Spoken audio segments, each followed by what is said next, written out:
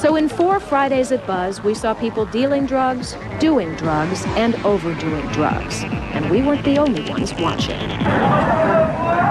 Off-duty D.C. cops provide security at Buzz. Trouble is, they camp out by the back door, missing much of the drug activity that happens in far-flung corners of the club.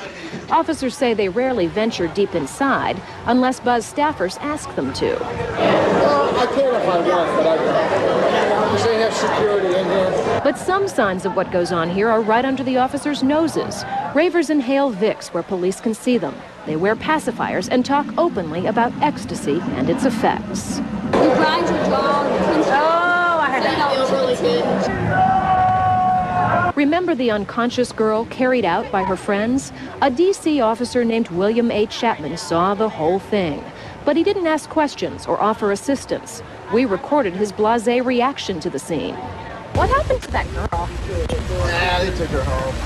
What was wrong with her? Probably a little too much ecstasy and a little too much drinking. Metropolitan police officers have full arrest powers even when they're off duty. Nevertheless, respect for authority is badly eroded here. We asked several ravers if they worry the cops will crack down when they're doing drugs. Oh, don't worry about it. There are cops right outside the bathroom. Doesn't matter? Well, perhaps the reason ravers are so comfortable with the cops is because these cops are cozy with them. This police officer let a rave regular drape her arms around him.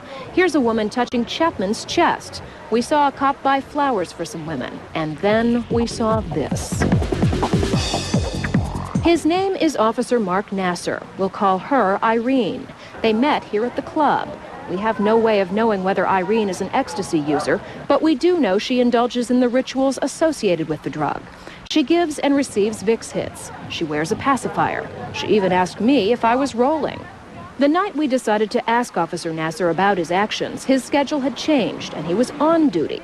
He was assigned to patrol the streets of D.C., but we saw him inside Buzz with Irene. Later, we found Nasser outside the club sitting in his patrol car, once again with Irene. And I'm wondering if you can tell me a good explanation for why you have been here making out at the club while there are kids in every corner doing all sorts of drugs. I don't know what you're talking about. I have it on tape. Off-camera, Officer Nasser told us he hangs out with Irene because she gives him information about crimes at the club. Nasser estimates he makes 1 or 2 arrests at Buzz each Friday. We tried to confirm that, but the Metropolitan Police Department said it couldn't provide arrest records. Just one more thing that I don't understand. I have nothing else to say. The drug use in here is rampant. Why is it you all sit by the door and don't go in there and do something? Nasser and a detective named Michael F. Murphy told us they haven't had any training to recognize the signs of drug use. But the Metropolitan Police Academy has provided drug identification classes for years.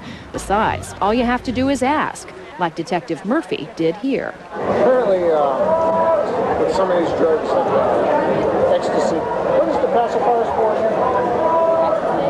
So it's hard to picture how police officers working security at Buzz could miss the drug activity here. And that brings up a question about conflict of interest. Should police officers be enforcing the law or looking out for the interests of their outside employers? We posed that question to Chief Charles Ramsey. The teenagers at this club told us they are not the least bit concerned that those cops are there while they're doing drugs. What do you have to say to that? Well, that's something that I'm concerned about, too. Any illegal activity that takes place in the presence of a police officer ought to be dealt with, period. Anything less than that's just unacceptable. Ramsey has been lobbying the city council to reform his department's moonlighting law ever since he got to town. He says police officers should not work at establishments that sell alcohol because those establishments tend to attract trouble. The fact that you're even there, the fact that you're in uniform, presents a picture to the public that is one that I don't like. Ramsey says he will launch an internal investigation of the officers and look into whether Nation should lose its license. We tried to talk to the manager of Buzz at a business he owns in Georgetown. Could I write him a note and leave my card for him? Sure. We got no response. The owner of Nation, the club itself, failed to return our calls too. We'll keep trying. So for now, D.C. officers are allowed to work here. And by their inaction, those officers are allowing young people to do drugs here. It's 4 a.m. The night is young and the rave rolls on.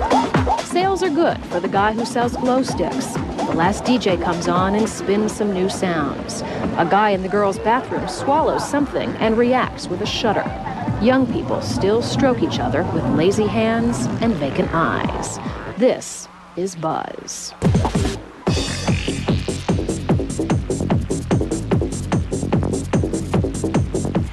There's one final revelation that's bigger than Buzz, bigger than the cops who work there. As you heard, ecstasy is the rave scene's delirious drug of choice.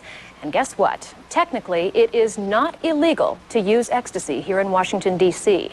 Due to a typo in the early 90s, the D.C. government never got around to outlawing MDMA, the most popular and potent form of ecstasy. When D.C. staffers wrote the law, they accidentally listed one drug twice and didn't list MDMA at all. That makes Washington the only jurisdiction in the entire country that has not outlawed this drug, even though it's killed at least 10 people nationwide. MDMA is federally outlawed, but narcotics cops say the federal courts are only interested in cases involving 250 grams or more. And to give you an idea, Mike and Tracy, a packet of sugar is about 1 gram. So that is a big bundle of drugs. And you can sort of understand why D.C. police officers are blasé about making ecstasy arrests, because unless it is a huge case, it goes nowhere. Let's go back to the business about the typo. If that happened in the early 90s, are they planning on doing something about it now? Believe it or not, the problem just came to their attention about 2 months ago. Now staffers say they are working on it, but because of the bureaucratic process, it will take another several months. What about moonlighting? That's an issue that's come up before, talking about D.C. police. City Council is set to talk about reforming it, right? There is a bill before the council, but actually it is not on the schedule. Chief Ramsey is pushing it, but we'll have to wait and see. All right, we'll look for an update on this. All right. Interesting. Thanks very much, You will get an Elizabeth. update. All right. In a late development, by the way, Chief Ramsey has agreed to appear on Fox Morning News tomorrow to talk about Elizabeth's report and what action he may take in this matter.